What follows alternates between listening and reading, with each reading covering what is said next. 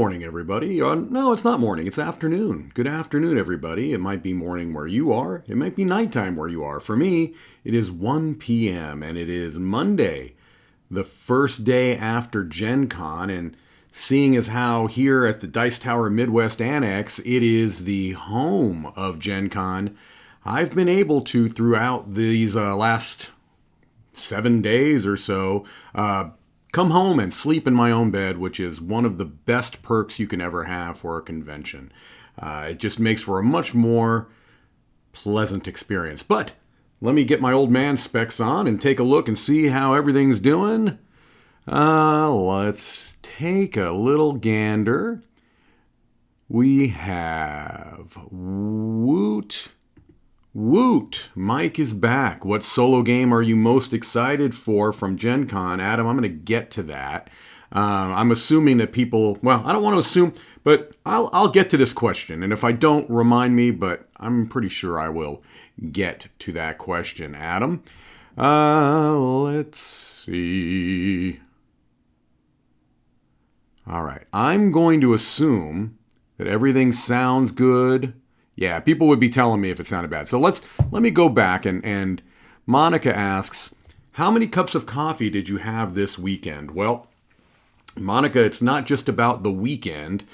For myself and the rest of the Dice Tower crew, Gen Con really started probably Monday. A week ago today would be the most accurate kind of way to look at it, because I was handling some logistical things on my end, and the Dice Tower, many of the Dice Tower crew, as you all saw on the travel vlogs, were driving the majestic Dice Tower van across the eastern seaboard and central Midwest.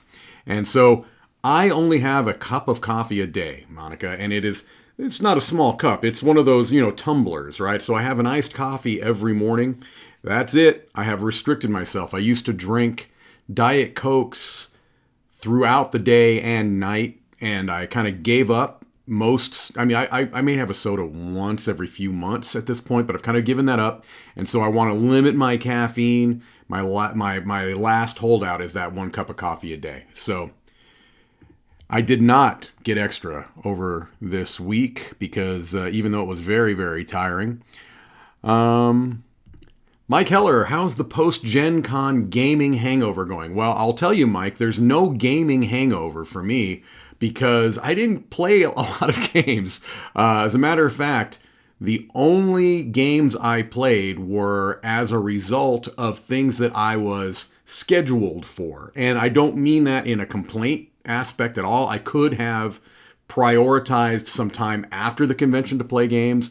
What I prioritized after the convention was rest, hydration, and trying not to wipe myself out so that I was as close to fresh on Sunday as I could be. So I have a post-Gen Con kind of energy hangover, I would say. I'm still, I woke up this morning and I've been coming to the day. And so luckily, really the only thing I had going on was the Q&A, and I'm happy to do it because I'm happy to say hello to all you folks. The games I played at Gen Con, just in case you were wondering, was I was at the All Play booth on Friday from for an hour and a half, and I was teaching and playing Pollen with folks, so that was a lot of fun. And then we had our Kickstarter backer pizza party at Family Time Games here in Indianapolis, and so I taught and played Pumafiosi, and there's something else, but I can't remember. All right. And I apologize. You'll get a little bit of shakiness because I'm just using a webcam and it is on the table. I will try my best. I will try my best to not. I'm very, very, very happy this question was asked here. Bruce Schwering, who was working at our booth throughout the week, and in addition to that, he was helping me coordinate some logistical, actually quite a bit of logistical work here. He's also a local to Indianapolis. Asked this question. Mike, what would you say the best place to park for Gen Con would be when it's all said and done? So let me give you a little bit of a background on why Bruce is asking this question, although I can't imagine why he is, because he is setting himself up to be publicly shamed. So I have been coming to Gen Con for decades. Since I basically came to Indiana for college, although it was a little bit later. I didn't start my serious studies until in my mid-20s. When I came to Indiana, I was going to Gen Con pretty much right away. So I've been to many, many, many Gen Cons. And over the years, I have learned a few things. Number one is that parking for Gen Con is an absolute nightmare. Well, probably could have guessed that. I think anybody could guess that. But for me, for my personal frustration management, I choose to get there very early and not have to stress as much about parking. So for me, it's fine to get there at 7:30 because I don't have to stress about parking as much. All right, let's get to it. The Circle Center parking lot, and I've given this tip out to many people over the years. The Circle Center parking lot, third floor, is the prime paid parking location. Now, obviously, if you can get some unpaid parking somewhere, it would be worth a walk.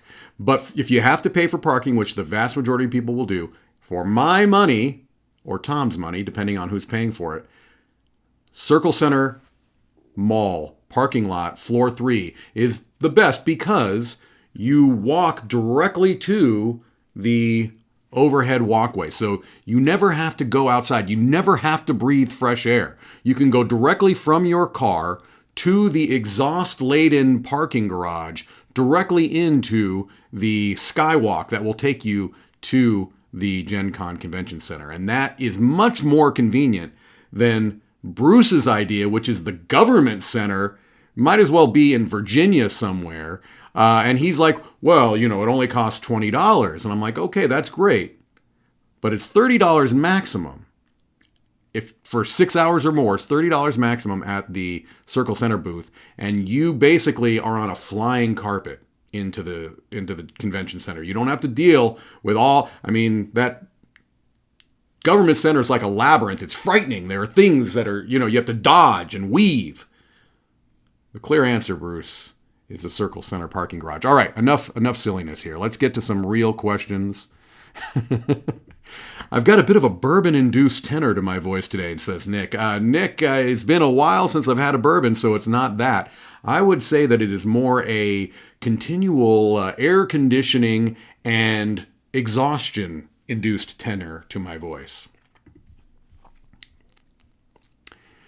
Josh, it was indeed a pleasure to meet you. I was very, very happy to meet you there at Gen Con, and once I heard the name, I was like, oh, Josh. It's so cool when you finally get to meet people that you've been interacting with on chats and things like that over the years. Did you bring home a decent haul from Gen Con?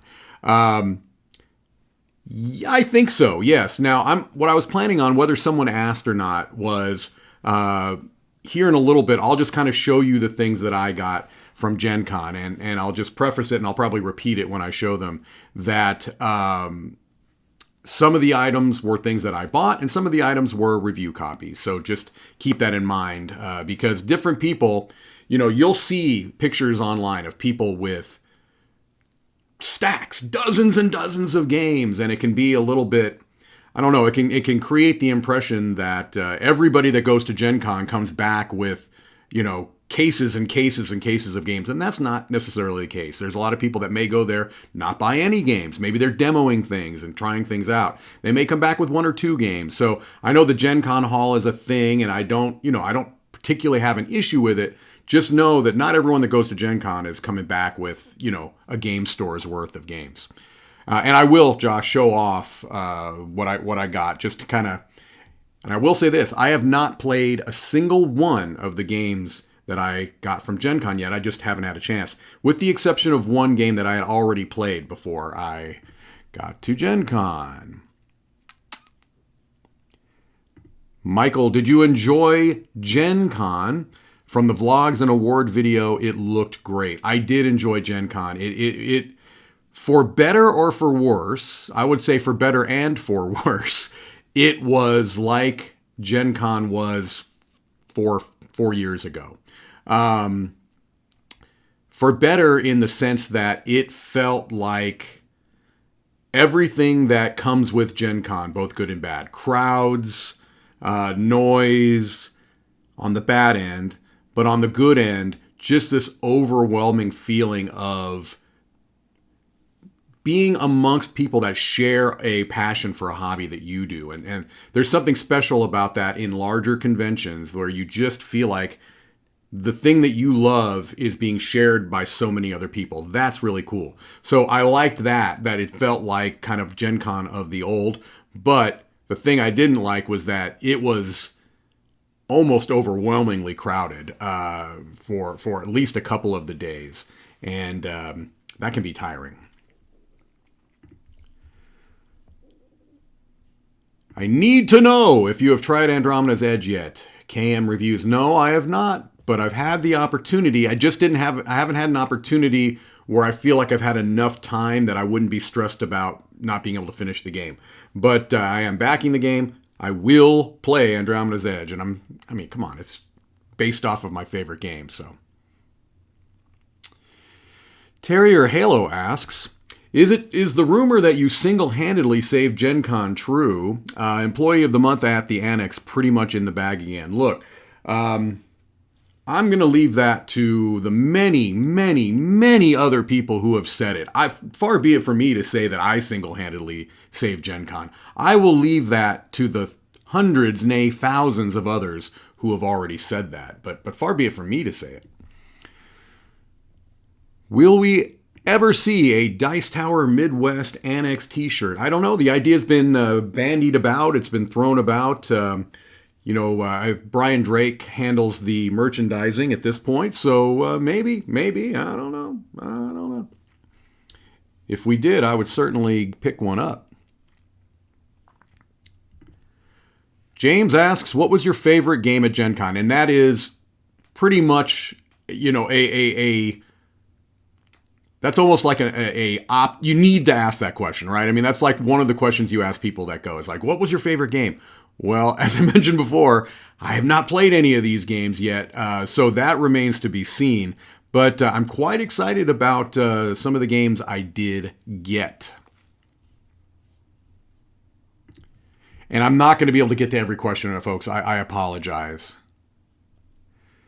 Vanessa asks, did Tiffany join you at all at the convention? She didn't this year. She was, of course, welcome to, and I said, hey, you were interested this year? She's gone many, many times to Gen Con. But this year, for work reasons specifically, she chose not to. She could have gone on the weekends, but it would have been a lot of hoopla. And then the Saturday badges sold out too, so...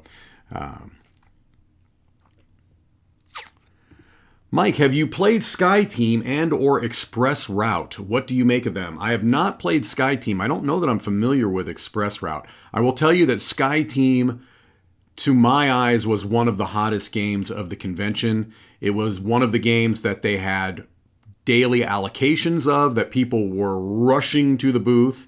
They were not running to the Hachette booth to get a copy of Sky Team, and they were doing these, specified lines where they would hold up the box cover and people would kind of get behind that person or get in front of that person to denote where the line was. So Sky Team was, again, a very, very hot game at Gen Con, but I have not played it.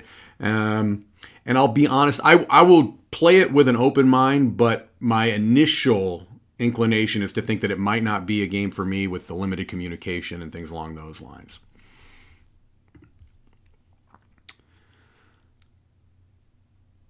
Mitch Stitch says, I'm here for the bubbly canned water again. Well, Mitch, I hate to disappoint you, but we don't have the bubbly canned water today. We've got Gatorade Zero, Fruit Punch edition, and this is just cram-packed with electrolytes. So let me take an electrolyte break right now.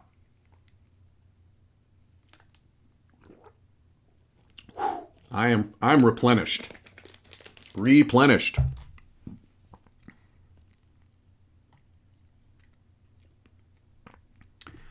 Any chance of seeing a coffee roaster episode of the DiLisio Factor? It's certainly possible. It's one of my favorite solo games, and that would be a fun one to do. And then the time frame would be about right. So yeah, that may be. However, I'm going to get up from my seat here in a second, Keith. There's another Sashi game that I'm more likely to play on the DiLisio Factor before Coffee Roaster. I'm not saying I won't play it, but hold on one second. This wasn't a Gen Con game, but I got this just recently. Shh, don't tell anyone.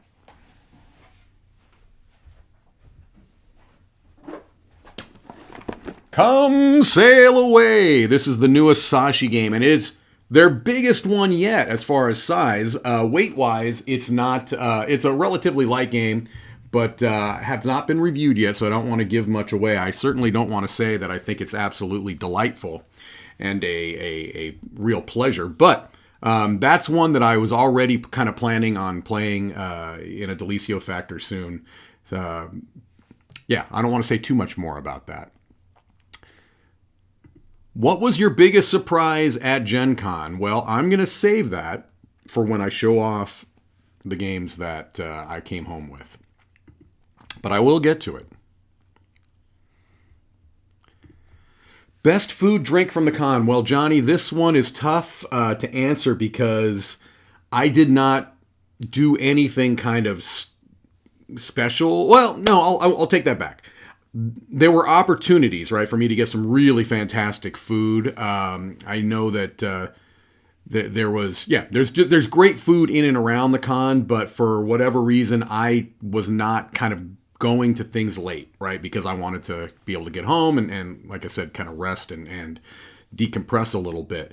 The best thing that I had at Gen Con was we went to a place called the Yard House, which is, I think it's at least a smallish chain. I mean, I know there's more than one, but that's relatively close to the convention center. For some reason, it's never completely packed. Well, number one, it's a very large restaurant, but I went to the Yard House and I got a Nashville hot chicken sandwich. That was delicious. Mike Heller says, not rocking the Spobo shirt. No, I could have. This was the shirt we were wearing at the booth. So this was one that was specially made just for the Dice Tower crew at Gen Con at the booth. So you can't see much of it, but it is, obviously this is from the kind of fantasy themed Dice Tower, and it's quite cool.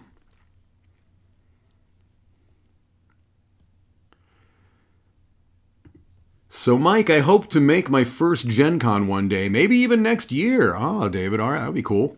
Does the Annex have an extra couch on which I can crash? Well, I got to tell you, I'd have to get an Airbnb account, I suppose, and kind of figure out how all that works. But, I'm thinking maybe $4,000 to $5,000 for a sleep on the couch seems about reasonable. So that might be something to look into. It might help kind of fund some of my expenses for Gen Con. So it's a possibility. You never know.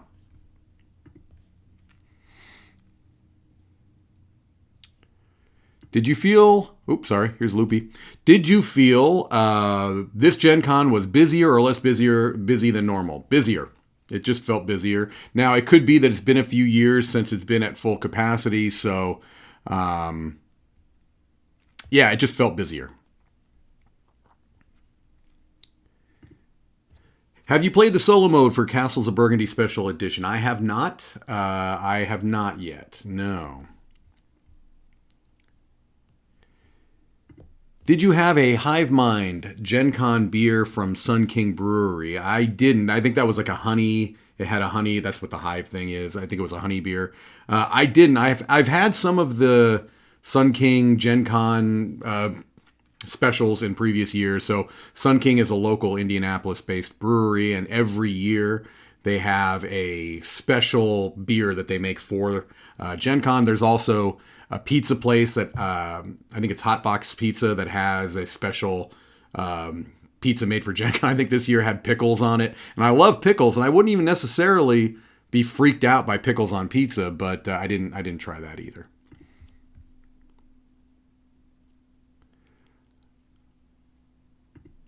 I see you have Scythe on the shelf. Have you tried Expeditions yet? Yes, I have. I have. And since the review has already been done, I'll probably put it on a rapid fire roundup at some point. And I want to play it more before I finalize my thoughts. But I think it's slick. I do like it a lot. I don't think it feels anything like Scythe, but I think it's okay because there's enough thematically to tie it together that I don't think it was like some cheap, cynical move to put some game that has nothing to do with Scythe into the Scythe universe.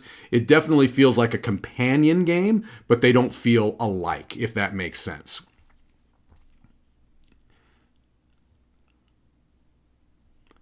Have you tried Australia? What are your thoughts on it? I have tried Australia. I like it a lot, actually. It's a neat game.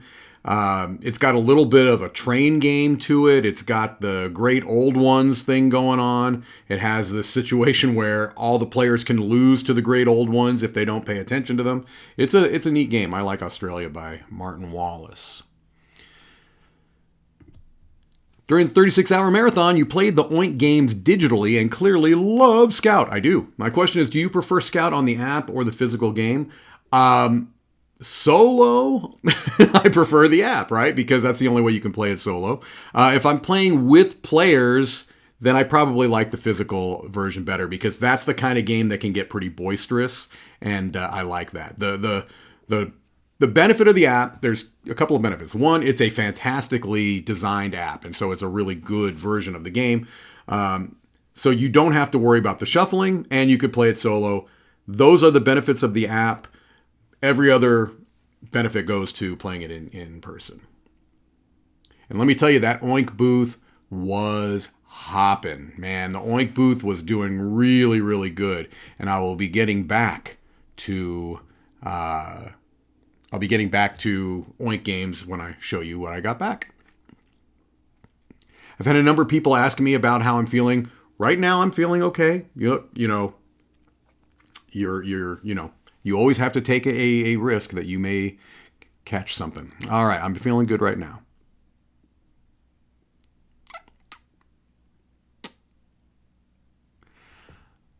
I saw in the unpacking that you received AFU, Armed Forces of Ukraine. Have you played it yet, and will there be a video review of it?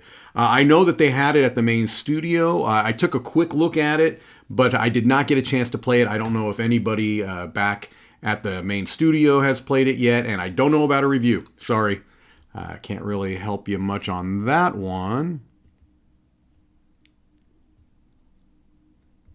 Joshua Taggart asks, I want to ask you about your new logo for Sporadically Bored, which is the podcast that I do with Dan Hughes of Dan and Cora Quest fame. I know you like board games, but are you also a big fan of baseball and or Gangs of New York? Are you from 5 Points?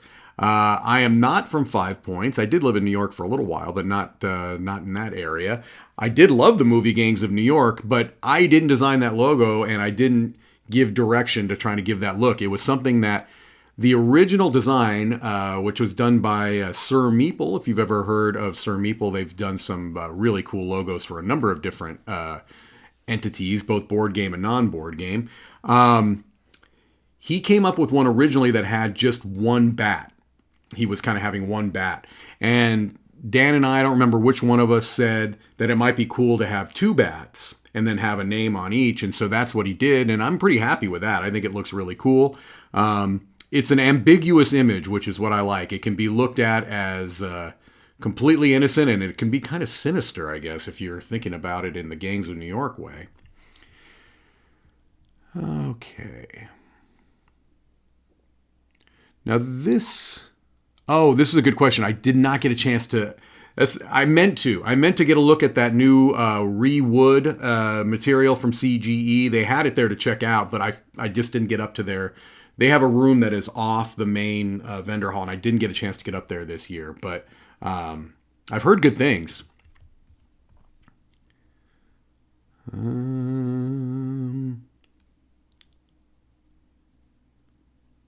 don't know if this is a joke. I don't think the Pandasaurus version of Sea Salt and Paper is any bigger than the Bombix. I think it's the exact same box, and they just put a Pandasaurus logo on it. I'm not sure, but I don't believe it's bigger. It's a bitty box. Okay, here we go.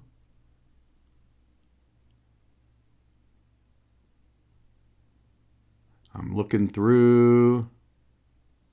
Sorry, like I said, I am going to skip some just because I want to try to get to. I'm probably way, way, way behind already. Oh, this is cool. I don't think we've had anyone from Estonia on one of my live streams before.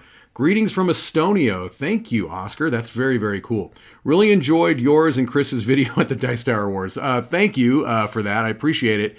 That was a lot of fun. So the idea, Tom had asked, if I do a video, Chris and I would do a video for the Gen Con Awards, and that was it. Now, we were given no direction other than, hey, can you do a video that'll go in between the different segments of the show? And so I thought, yeah, sure, we'll come up with something. And so I think maybe Chris came up with the idea of rejected categories. That might have been his idea from the get-go.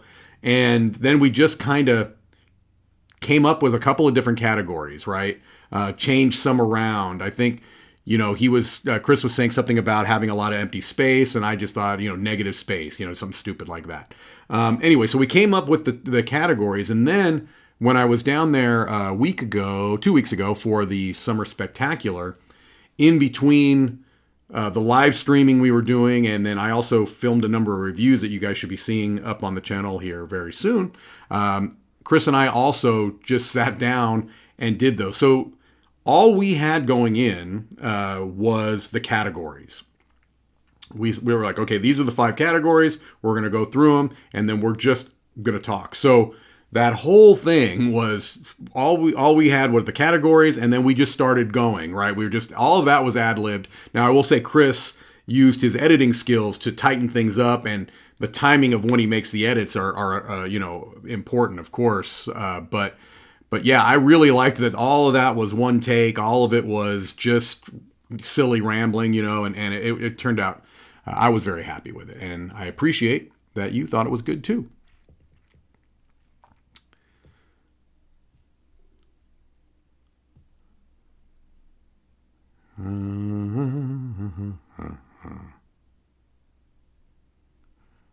Got somebody talking about the government center parking garage. I know it's connected, but so is Circle Center, and it's not closed throughout the week. Was Renegade Studios represented at Gen Con? Yeah, absolutely. They had a nice big booth there. And actually, one of the games I was considering coming back with, but I did not, and they did eventually end up selling out of it there at the con, was the revamped version of Ex Libris and the expansion. I'll eventually get that because I had the original version of Ex Libris, and I liked the game, but it had production issues that really kind of held it back, and that's why I eventually got rid of it. They said that they have addressed many, if not all, of those issues, and I meant to go look. I'm sure they had it on display there, but I did not. There's always like 50,000 things that you want to do, and there's only time for so much.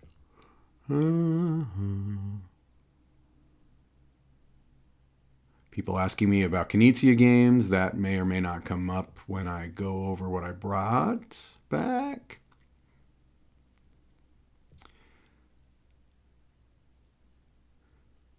Okay, Junwei. I was waiting for somebody to ask about this.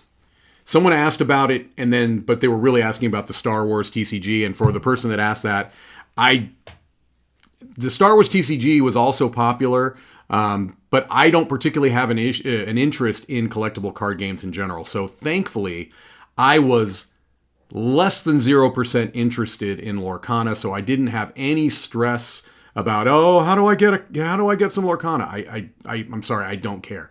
If I'm asked to play it as a member of the Dice Tower to be involved in a review, I will certainly play it, and I will play it multiple times, and I will play it with an open mind. But I can just tell you that, generally speaking, I don't love that style of game. So that's the just intro to that. Now, the actual craziness of Lorcana at the con, it's almost impossible to exaggerate on how ridiculous it was. Now, again, this is coming from somebody that I like Disney. It's very cool, whatever. I just played the Disney animated game, gave it a positive review. Nothing against Disney at all. Right now, I don't love CCGs. So for me, I was like, okay, this is something that I have no interest in. However, there can be nobody that works in the board game industry that would not know the ridiculous demand for this game coming into Gen Con. I cannot fathom how there was not a better plan for this on the first day. It was a nightmare. It was a huge, huge mess. It was, to me, it was just chaos and pandemonium. I honestly, throughout the entire convention, I steered as clear from the Ravensburger booth as I possibly could. My first thought going in, on Tuesday and Wednesday before the hall opened and I kind of saw what ended up happening, I told several people in the Dice Tower crew, I'm like, now look, they can't be selling Lorcana in the vendor hall, right? They're not going to sell it at their booth. Maybe they'll give out tickets or whatever. Several years back during the launch of Funkoverse, right? Another game that had a lot of anticipation, but nowhere near the anticipation of Disney Lorcana. What they did was a ticketing system where they had a room off the convention hall, a large room outside of the vendor hall, where to get that product, you had to go on a scheduled time with a ticket and play a brief demo of the game. After you did that, then you could buy, that product. I am flabbergasted at the fact that they sold this hugely anticipated thing in the main vendor hall. If I were a publisher that was in a booth that was near that booth, I would probably not be very happy, right? It's just pandemonium for a large part of the day. I'm flabbergasted. I would say I'm speechless, but I'm not, because I've been, giving you my thoughts for the last couple of minutes here. I just don't get it. I don't get it. And the other thing is, not to be cynical, right? If you are excited about Disney Lorcana, that's awesome. Legitimately, I think that's great. I'm not trying to tamp down anyone's expectations. I'm not saying if you love Disney or you love Lorcana, or if this is your most anticipated game for years, that's awesome, right? I mean that wholeheartedly. What I didn't like were things that I was hearing, and again, you have to take anything with a grain of salt, but there were reports of people that were buying Gen Con badges solely to go there, buy Lorcana product, and flip it, okay? They are perfectly within their rights to do it. I happen to think it's kind of, I don't know, I don't have a good word for it. But something just intuitively makes me react negatively to that. I also heard that, and again, I don't know if this is true. This is all hearsay. So again, this is not factual. I'm not a news reporter here. I had heard that there were some people that on Sunday were buying multiple badges with different names so that they can just go through and buy, because when you would buy Lorcana, they would clip your badge because you're only able to buy once on that badge. So all of this stuff, I don't know. To me, it just seems somewhat mercenary and I don't know. And I think that it's not cool for the people that really wanted to get this game to play it, right? Which again, this game is marketed primarily to children and families, right? And I didn't see a lot of children and families in the line. But again, that's just one person, and I wasn't really spending a lot of time. Matter of fact, I was trying to avoid anything related to Lorcana. Okay, I've talked too much about it. Sorry. Let's go. I need some electrolytes after that. Okay.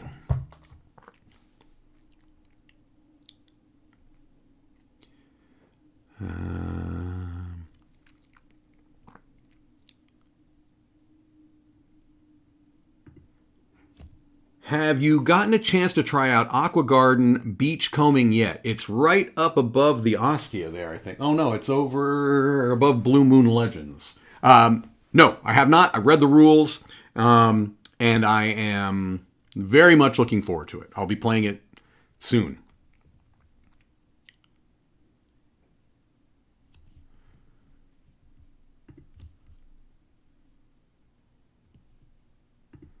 What were some of the biggest surprises of the con for you this year? Bruce asks. I've already said that I'm going to save the game surprise for here in just a moment. Otherwise, I don't know. I would say Lorcana, but I wasn't surprised at all. I knew it was going to be crazy. People asking about specific games. Again, I'm going to wait. I'm going to show those off in just a second.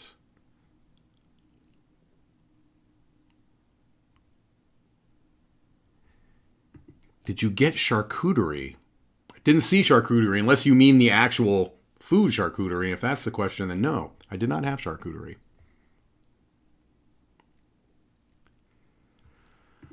Sorry if this has been asked, covered multiple times. I noticed recently you may be in a different location than the Dice Tower Group. Can you fill us in on what's happening? Yeah, I'll be happy to. Very briefly, it was a family-related decision that had me move back here to Indianapolis.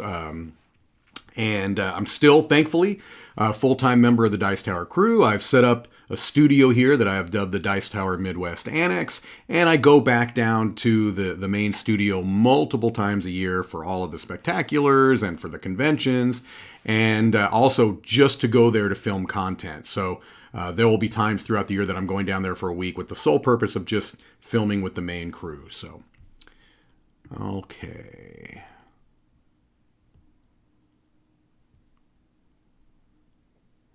People are convinced that I try to put stuff in my beverages, but that is not true. This is a great question, Monica. Because you know what? I'm planning to get rid of this solely as a backdrop. It's very 2012. Can you point to the 3 games behind you that you would love to sit down and play right now? I put that emphasis on there for you, Monica. I'm assuming that's how you meant it. All right, 3 games that I would like to play right now. Ostia. Love to play that right now.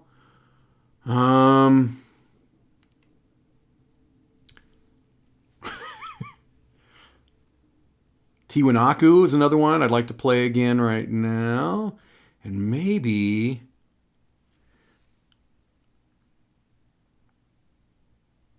Earth or Flamecraft. I'm no good at this. This is really much more taxing than it should be for me. I like that question, though. All right. Yeah, I'm way behind, aren't I? All right. I'm going to do this. We're at 1:38, although we'll see. We'll see how long I go here. It's usually an hour. I'm going to just start showing off the stuff that I brought back from Gen Con. And as I mentioned before, I have not, with the exception of one of these games, I have not played any of them. And with another kind of a caveat that these games were a combination of purchased by me and review copies. So just keep that in mind when you see these. When you see these huge hauls, a lot of times they're by content creators, and many of those may have been review copies. So, all right.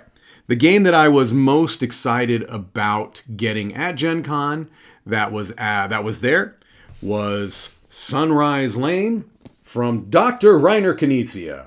And this is a lovely, lovely looking game where you are placing out houses on a grid board, and you are getting scoring bonuses, and the higher you stack them become multipliers. So each space has a certain value, and if you place a number of houses at the same time on that spot, it multiplies. So if you see, like, there's a 4 yellow here, if you were able to place 4 on that, you would get, or 3 would be 12. 4 times 3 would be 12. I can't remember how high because I haven't played it.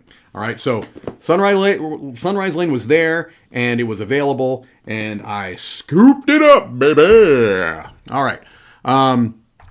Master of Rules is not new, but it's an older game from Hobby Japan. I didn't know that Hobby Japan was going to have a booth there, so I'm excited to try it. Again, it's not brand new, but I wanted to support Hobby Japan. I love seeing publishers from different parts of the world come to Gen Con. They may have been here before, but I don't know. Arum from Pandasaurus Games, a 3 to 4 player trick-taking game, and the 3-player game is played a standard trick-taker, and a 4-player game is played in teams. It looks like a relatively standard trick-taking game, except that it is a must-not-follow system. Usually in trick-taking games, you have to follow the suit of the card that's led. In this case, you must not follow, and they've got these gold cards that kind of change things up, so I'm looking forward to that one. Something that you may have seen played on the channel. I saw it played on the channel, and then I got very, very jealous that I didn't have it, so I was luckily able to get it at Gen Con. Beaver Creek! This game looks awesome, right? It's a dexterity stacking game where you are stacking beavers and logs, and you're rolling dice that make you do things like you have to place things using your 2 pinky fingers or with your non-dominant hand, which in my case would be my right hand since the left hand is my dominant hand. So very, very excited about Beaver Creek. I think it is adorable looking. I got from the Oink booth, remember I said that Oink was very, very, very popular, that booth. A game that sold out on either the first or second day, but then they were able to bring in extra copies, thankfully, is Tiger and Dragon. And you say, wait, that's not an Oink game. It's not the size of a deck of cards. Well, it is. It's a co-production, actually, between Arclight and Oink. And it has these, it's based on a traditional Japanese game that they kind of are doing a riff on. And it has a really lovely production, including, you can see I have not even opened them yet, these Mahjong tiles. And so, yeah, I've read the rules to all of these games this morning, as a matter of fact, but have not played them yet, but pretty excited about Tiger and Dragon. That was also one of my must-haves going in to the week, and so I was glad to be able to get that. Another game that is not strictly brand new, as a matter of fact, oh no, they didn't have it at Dice Tower East, did they? They didn't have it yet at Dice Tower East. But the crew had a copy of it early. I just didn't get a chance to play it. Is Three Ring Circus from DeVere. Really love the theme on this one. I love what DeVere has been doing with this size box of games. This is the same size box as Bamboo, and Red Cathedral, where they're relatively small box games, but with a full game experience, usually a mid-weight Euro-y type of game, and that's certainly what this one looks like. And the other thing I bought there that they had was what they call a solidarity deck, and this is for people that maybe don't love the idea of the history of the circus, right, of animals and things along those lines. So what this deck does is twofold. It replaces the animal cards in the deck with things like mechanical animals or puppet animals, and also a portion of the proceeds of this deck, or I don't know how much, it could be all, it could be a portion, go to charities to support animal welfare. So that's a really, really neat idea. So excited about playing that one. That one has a solo mode. I think that Beaver Creek so far are ones that have solo variants. Another game that was very, very hot and that I was anticipating going in. I wasn't sure I was going to pick it up, but then I did, and I'm glad I did because they had to start allocating sales, is Bonsai from DV Giochi. This also has a solo mode, apparently. Beautiful looking game where you are building out bonsai trees by placing tiles, having scoring conditions. It looks really cool, and I saw this constantly being demoed. The tables were filled at all times, and as I said, they sold out of the game and had to do multiple kind of allocations. From Japanime, I got Sushi Boat, which I remember seeing something about this in the news, and then I forgot all about it. It's got this wooden sushi boat and these plates of sushi that you push kind of along, where would be the starting spot? Here, you push these plates, and there are two that are hidden behind this little thing, and then they come around this side, and when they reach that spot, they are trashed. But you are playing cards, and you're moving to little seating areas where you are able to take actions. It's a beautiful looking production, and so I was excited when I saw that there because I had completely forgot about it. This one was a surprise to me. Because I didn't know, A, that this publisher was going to be there, and B, I had never heard of this game. It may have been on the Gen Con preview, but I certainly don't remember it. It's called Urubamba Valley. This is coming from Broadway Games out of Hong Kong. And I saw a little demo that I got a brief demo from the person at the booth. It looks really cool. It's a game where you have it's based off of Peruvian culture, where you are planting on these terraces. So you have kind of terrace farming. You're playing out crop tiles and trying to get multipliers by having larger groups of particular crops.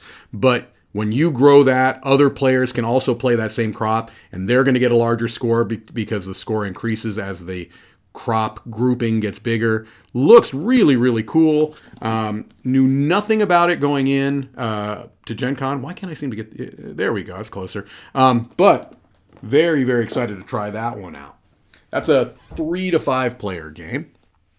The one game that I did play before, but was also one of the hottest games of the convention by far, sold out on day one. It sold out on Thursday. They were, I believe, 500 copies of World Wonders, and they all left. And they had a really cool Chichen Itza display of these boxes that was wrecked within about 2 minutes because everyone was going there to buy World Wonders. Well, and other games too, but World Wonders was by far, their hottest seller there.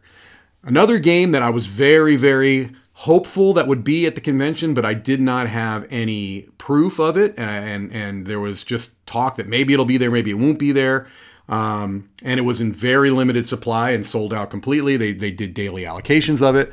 Was Spider-Geddon from Marvel, the Marvel United group of games.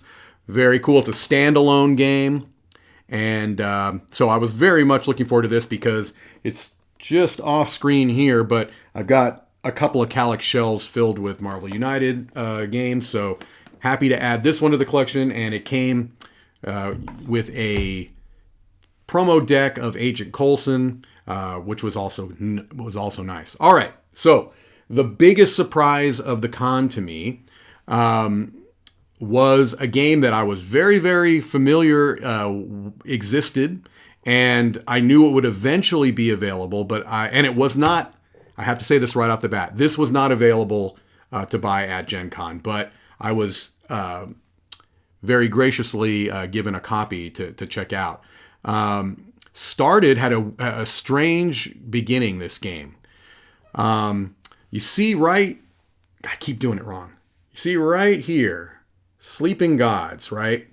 I backed Sleeping Gods on Kickstarter, and it is a huge project, and while backers were kind of waiting for the production of the game to complete and go through all the processes it takes to take a game, especially that large and just impressive in scope, to deliver, the designer and artist, Ryan Lockett, put out a print and play game, kind of a riff or a companion, a much smaller print and play that showed off some of the mechanisms of Sleeping God. So you can get a little feel for what you had coming to you when it fulfilled. And it was called Primeval Peril, okay?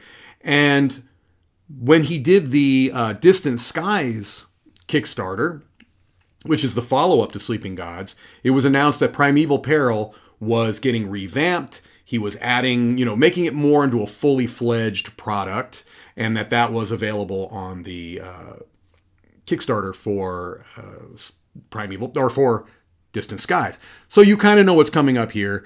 I talked to Ryan and Mallory, the heads of Red Raven Games, and I was able to get a copy of Primeval Peril, which is a 1 to 2 player game, although it does have a variant in here to play up to 4, but it's primarily a 1 to 2 player game, and it is a campaign style game, much like Sleeping Gods, but on a much smaller scale.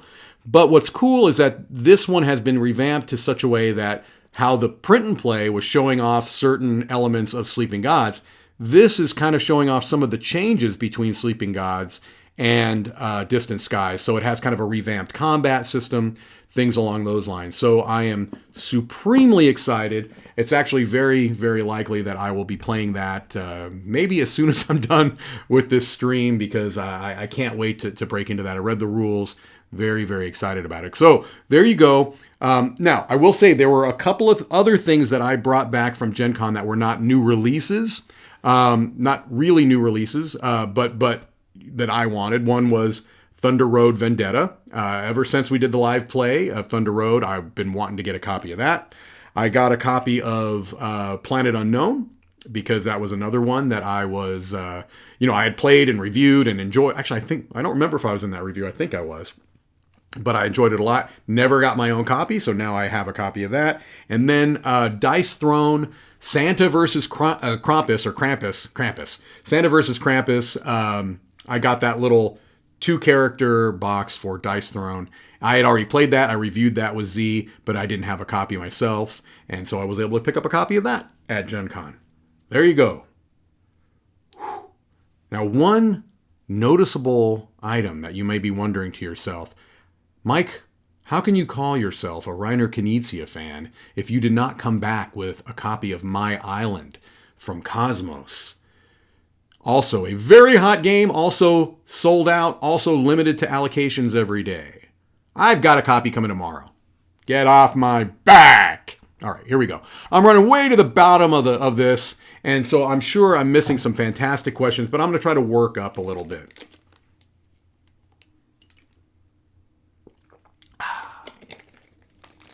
All right, let's take a look.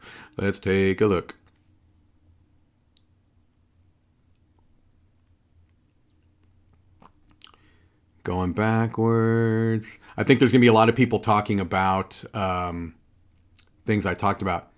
Maybe it was Mr. Sinister. I have to look. I just was given the deck and I didn't even really look. I think it may have been Mr. Sinister, actually, not Agent Coulson. What was Agent Coulson about? There was something with him too, but anyway, I don't know. Okay.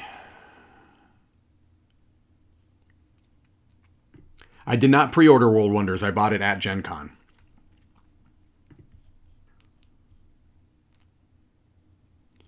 Okay. Oh, you know what? Josh may have been asking somebody else. Who had responded. Sorry. Okay.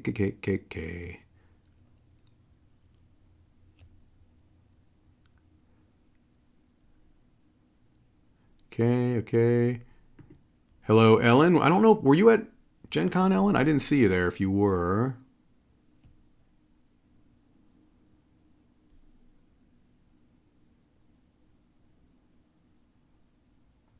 The Dexterity Game with a solo variant is the Beaver Creek. Basically, there is a point system that you're trying to kind of get into a level of how well did you do. So it's like a beat your score type of a thing. But you're basically playing with all of the beavers and all of the logs, and you play until the thing, I think, collapses. I haven't played it yet, though. Okay.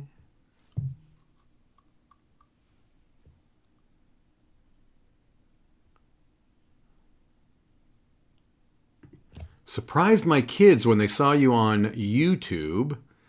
Mooresville High School Pioneers. That was a school I taught at for about 20 years. Cheyenne and Chase.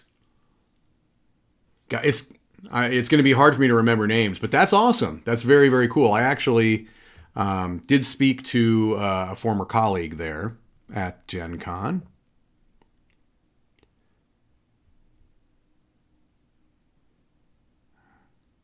I'm seeing a lot of things that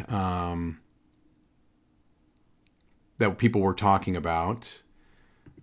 Anyone tried Coloma New Prospects? I have not. Very much looking forward to it. Someone else picked up Beaver Creek.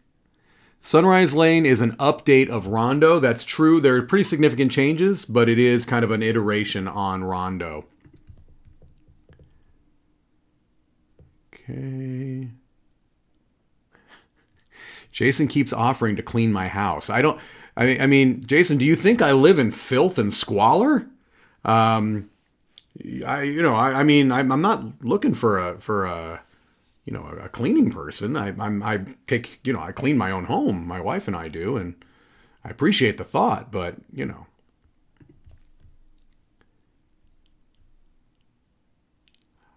this is a great question. Did you get to meet up with Shem Phillips? Why didn't you propose the best Stonemeyer Garfield Game of the Year award for the Dice Tower Awards? Look, there are only so many rejected award categories that we can cover. But it was great. I got to meet up with basically the whole Garfield team. I met up with Shem, and who I had met before, although he was convinced we hadn't met before. But I told him we met in like 2019, I think, at Gen Con at the Weta Games booth. They don't have a booth. They haven't had a booth there for a couple of years. But anyway, I met him there, and I saw him again, and tried to convince him that we had met before. I met with Sam McDonald. He goes by S.J. McDonald on the co-designs with Shem. And I met Bobby Hill, the designer of Hadrian's Wall. And I met Sam's wife. They were all kind of traveling together, and they were there just for fun, right? They didn't have a booth. So it was really cool. I actually talked to them a couple of times, but on Saturday I got to have a little bit longer chat with the four of them, and just, yeah, they're very, very, very nice people.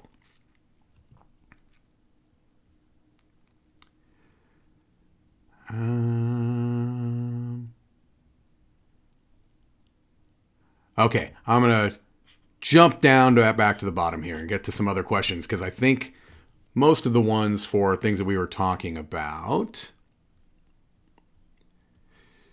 Did you check out Luthier from the makers of Distilled? They were right across from the Dice Tower booth. That is true. Can you give a brief synopsis if you did? I cannot, but I know that Wendy and Chris tried it out, and I think Wendy is planning on doing a Q&A tomorrow because they flew back. Wendy and Roy flew back. So I think Wendy is doing a Q&A tomorrow. So if you ask her about it, I'm sure she can give you an idea. She explained it briefly to me, but not enough that I'd feel comfortable like I could really give you an idea of how the game plays. But that booth was also very popular. Distilled was selling a whole lot. Yeah, Vanessa. Should be receiving Life of the Amazonia this week. Looking forward to playing it. I'm stoked about that. I think mine is scheduled to come Thursday. I believe Thursday is when mine is scheduled to come. Very excited about that too. I don't have any games to play, so I'm excited that Life of the Amazonia is coming because I don't have any games to play. Okay, that's all right. I'm still excited.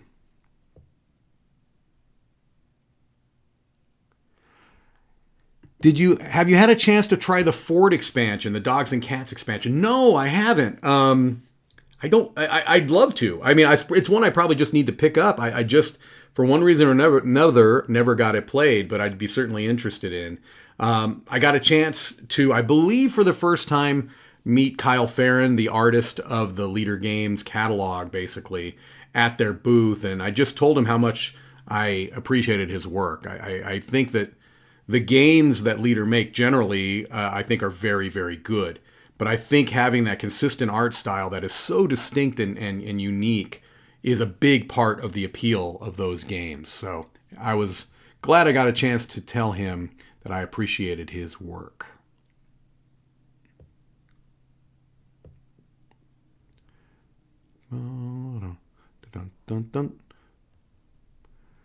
As a seasoned expert on Garfield games, what would you recommend for someone who adores Raiders in both expansions and likes Architects? Wayfarers or Paladins? Wayfarers and Paladins are both of a similar weight. I would probably start with Paladins. Paladins is maybe a bit heavier, but Wayfarers has a bit more iconography. And so I think if you have played Raiders in both expansions, you've gotten somewhat familiar with their iconography, which I think is some of the best in the business. If you play Paladins, it uses a lot of the same type of iconography, so you'll have a step up, you'll have some context. And then, if you played Wayfarers, I think it would be easier for you because you'd have a lot more experience with, kind of how their games look, how they tend to work. There's a lot of similarities not in mechanics necessarily, but in how they present material, how they visualize information. And so I would probably go Paladins next, and if that works for you, then I would go to Wayfarers, Viscounts, things along those lines.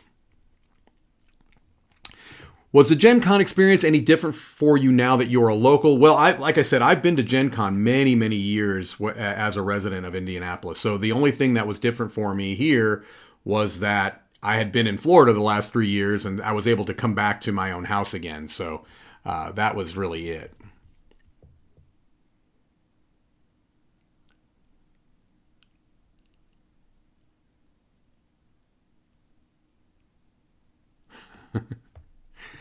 Aren't you jealous that you are not stuck in the Dice Tower van for the next 13 hours? I am not jealous about that. I am jealous that I'm not going to all these Buc-ee's that they keep posting pictures and videos of. Capstone Games was there. I did not try Age of Innovation. Here's where you get to revoke my gamer's card. Not only did I not try Age of Innovation, I have never played Gaia Project. I have also never played Terra Mystica. I have also not played Baby's First Terra Mystica, whatever that's called, Nova something or other. I haven't played them.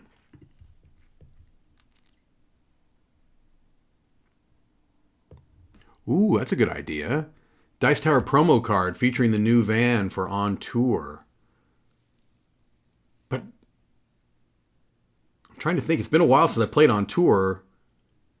Oh yeah, you are getting cards. You're getting city cards. So, right? Oh no, you're getting region cards. Maybe you can put one on one of those, but I don't know.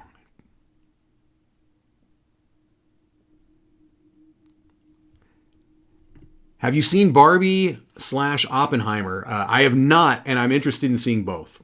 I'd like to see both.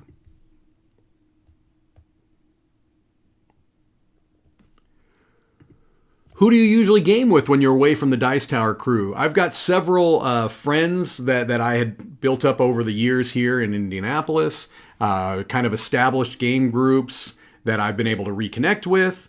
I've had Bruce, who you saw ask a couple questions and who also worked on the Dice Tower booth. Bruce has played games a number of times here at the Dice Tower Midwest Annex. Thankfully I have, a feast of riches up here as far as gaming partners. Vanessa says, my schedule for delivery on Wednesday, which is the Life of the Amazonia. So Vanessa, what I'm going to need you to do is drive your copy here. Then you can come back on Thursday and you can get the copy that came for me. I think that works well for both of us.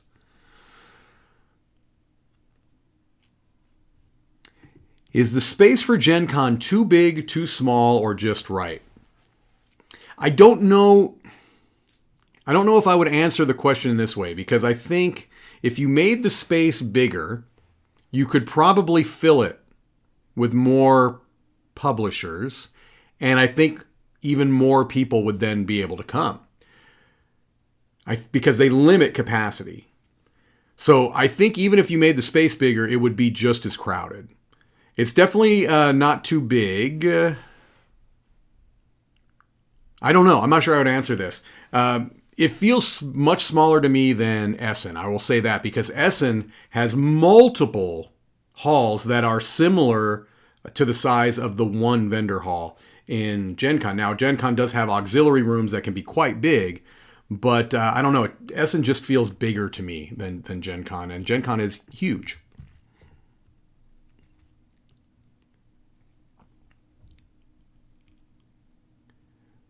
It's after 2, but hopefully, you're okay if we hang out a little longer.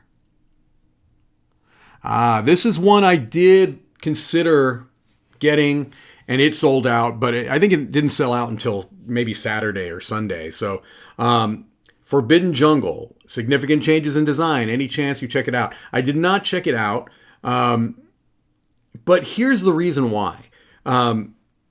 I know that Forbidden Jungle is going to be very readily available. I mean, GameRight is going to make this game readily available. So I didn't feel like this was one of those titles that I would have a difficult time getting later, like maybe the one that I showed you from Broadway Games. I have a feeling like if I didn't get that here at Gen Con, I would have to struggle, potentially import it to get it here. Same with like the Hobby Japan game. Forbidden Jungle, I think... Now, I did look at the components. They look great. I mean, all of those Forbidden games have fantastic components, and the price point on them are usually ridiculous for the quality of the content. So, you look, Matt Leacock, I think that My guess is this is going to be a return to form because people generally didn't like Forbidden Sky, right? I think it's called Forbidden Sky. Yeah, I have a strong suspicion this is going back to the kind of the island desert formula, and I think he's probably going to do quite well with it. Would be my guess. Now you're talking. A Dice Tower van promo for Thunder Road Vendetta. Yes, let's make it happen. Or a Volkswagen Beetle promo, because I drive a little white Volkswagen Beetle. That would be cool. And it should be super powerful.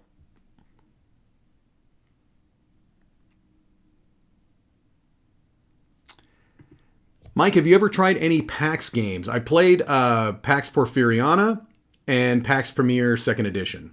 So I know different designers. But yeah, those are the two that I've played.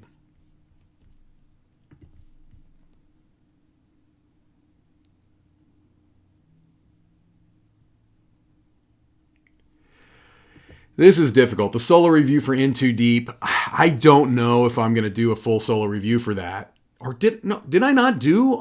I'm looking. I'm afraid if I look at my mess up something. I thought I did a solo review for In Too Deep.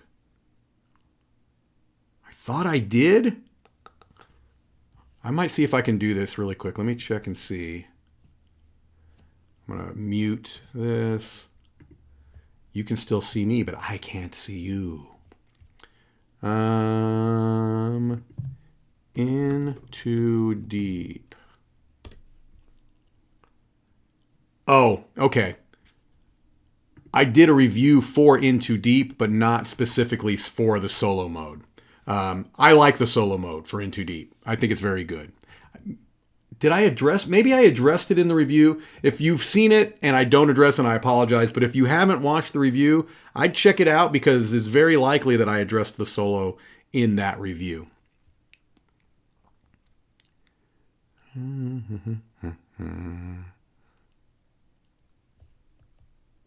I don't appreciate this.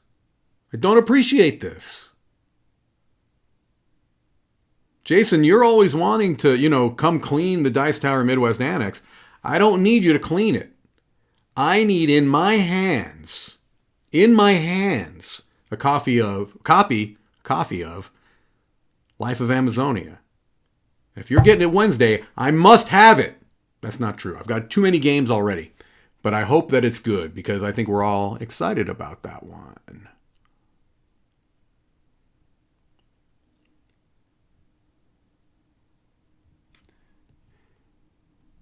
Any good recommendations on places to play in Indy? Bun that Donuts and Dragons closed up. Level Up Gaming, was that here in Indy? I thought that was down in Duluth, Georgia, where they were. As far as game stores, Game Preserve, there's 2 Game Preserve locations, Northside and Greenwood. I think Greenwood has the larger play space. And then Family Time Games, where we did our pizza party event this year, and we also did an event there last year. Both are good places to play. I think Family Time they may have like a slight charge to play. I'm not sure. I know Game Preserve does not. But I'm not positive about that either. Okay. We'll go for a little bit longer. Okay, now I'm just getting disgusted. Yeah, this is.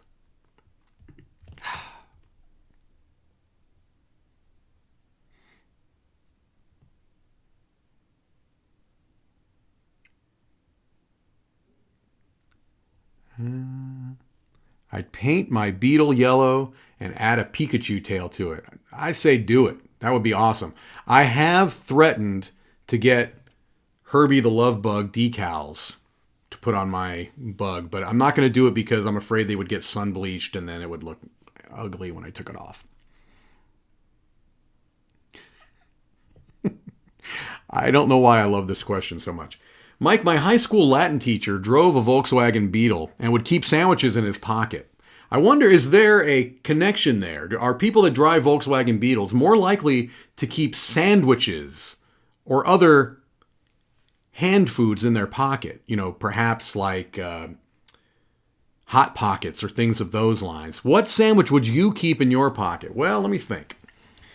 It would not be fish related, so it wouldn't be like a tuna salad or a salmon salad for a couple of reasons. Number one, I don't like seafood, so I wouldn't want to eat those sandwiches under any conditions, whether in a jacket pocket or not. Two, they likely need refrigeration, and I got to think unless this pocket, this jacket is retrofitted with some type of cooling device, that it would not be food safety-wise good to do. And three, I already forgot. But those two reasons are good enough why I wouldn't have it be fish-based. If I were going to have sandwiches in my pocket while exiting my Volkswagen Beetle, I'm going to go for the old childhood classic peanut butter and jelly. PB&J. VW and PB&J. That's right, baby.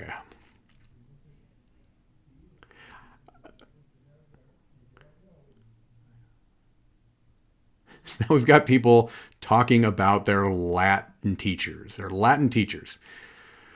All right, I'm going to see if I can find one or two more things. Here's another one that Kyle recommends. I have not been there yet. I've heard really good things about Hitherto. I think they're also like a little cafe. I think they've got like coffee and things like that. I'm have meant to go there. Have not had a chance to, but I'm definitely going to visit Hitherto Gaming at some point as well.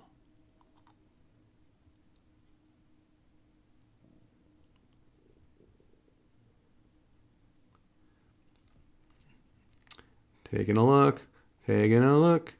Maybe one or two more. Egg sandwich? No. Oh, that was the third reason I wouldn't have a fish sandwich, and it applies also. Those three things that I mentioned for the fish sandwich are going to apply to this. A, I'm not a particularly big fan of eggs. They're okay. I'll eat eggs. I don't really like fish. I generally just won't eat. Eggs, all right, I guess. I want them in an omelet or a breakfast burrito, not just an egg sandwich.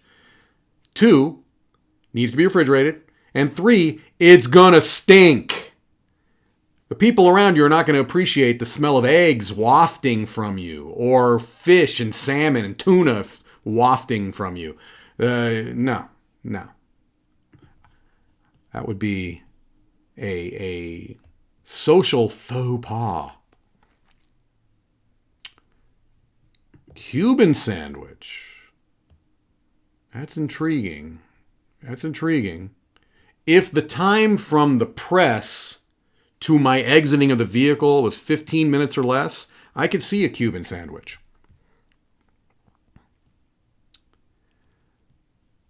All right, well, I think one more question. Nick Markley asks, what's the plan for the rest of the day, Mike? Well, the plan for the rest of the day is I am going to try to play one or two or three, whatever my energy level will allow, of these new games, so I can start kind of getting a feel for them a little bit. And then I'm going to relax, quite honestly, because we're kind of back at it this week soon. I believe tomorrow, again, I don't think it's been scheduled yet, so I don't want to make promises, but I believe Wendy is doing a Q&A tomorrow. And I'm going to get a head start on some things for the week. Let me check something really quick. I think, let me look at the schedule. Oh, I was wrong. Ladies and gentlemen, well, I'm actually excited about this. I knew it was later this week, but I thought it was Friday. Ladies and gentlemen, tomorrow, 2 p.m., means I need to schedule this as soon as I'm done with this stream and decide what it's going to be. You've got yourselves an episode of the DiLisio Factor. That's right, ladies and gentlemen. Tomorrow, August 8th at 2 p.m. is the newest episode of the DiLisio Factor. Your cup runneth over with DiLisio. I'm leaning towards playing Let's Come Sail Away, because I've played that a couple of times solo. But you never know. Something else may sneak in there. I don't know yet. Once I have determined what it's going to be, and it will be today, I will schedule that episode of the DiLisio Factor, and then you will get a chance to kind of see what it's going to be. So, hey, it's a Q&A, And since I'm running things right now, Tom is careening around a Buc-ee's right now at somewhere in the United States. So let's just talk a little bit about what is upcoming this week. So some things that I reviewed during the time that I was in the at the Spectacular are going to be airing as well. So tomorrow we've got the DiLisio Factor, as I said. I believe Wendy will be doing her Q&A, and I'm guessing it's going to be somewhere around noon, but I don't know for sure. We've got a preview from Mark and a how to play from Stella and Tarrant at Meeple University. I actually saw Stella at Gen Con, so I'm assuming this is pre-recorded. We've got Wednesday back to board game breakfast. You've got crowd surfing, and I don't know if Tom wants me to mention this. There's something happening at 3 p.m. live on Wednesday that I'm going to keep secret for now because I bet Tom may want to announce it. We've got a review on Thursday. Well, first of all, Thursday we've got Board Game Smorgasbord, and we've got a review of Archaeos Society going up Thursday. I was a part of that review. I did it while I was there for the Spectacular. Got something live happening on Friday. And crowdfunding look back on Saturday. Tales from Red Dragon Inn or of Red Dragon Inn review. And then on Sunday, another review I was a part of, the Zuvadis review from Dr. Reiner Knizia is going to be coming out. So this Sunday, we've got the Zuvadis review, 6 quick game reviews from Tom, other reviews from Z and Joey look to be coming out, and Camilla, potentially. All of these are kind of, they could, subject to change depending on what happens during that trip back. But I think a couple of things are relatively locked in that I mentioned there. All right, folks. Well, I'm glad I looked because that gave me not only something to be excited about, but it told me, yeah, you better be prepared for the DiLisio Factor tomorrow. So that is something that I am going to be figuring out here in just a moment. Bruce wants me to play Spider-Geddon tomorrow. He wants to live through me, although he said he wants to love through me. He wants to live through me. And that's only because I've been giving grief to Bruce because he got all the new hotness at Gen Con. All the new hotness. Except Spider-Geddon. He couldn't make it happen. I tried. I tried to get it for him at one point, and yeah, it didn't happen. But I think that one is coming to retail relatively quickly. It's not going to be any kind of an exclusive. It was not a Kickstarter. It's I believe, a retail standalone game that you can also, of course, incorporate other Marvel United content into. So, all right, everybody. Went a little bit longer than normal. Hopefully that's okay, but I figured, why not, right? Why not? Okay. It's been lovely speaking with all of you. Thank you for spending your time with me here and having some fantastic questions. And I will look forward to seeing all of you tomorrow for the DiLisio Factor. Game to be decided. Goodbye, everybody.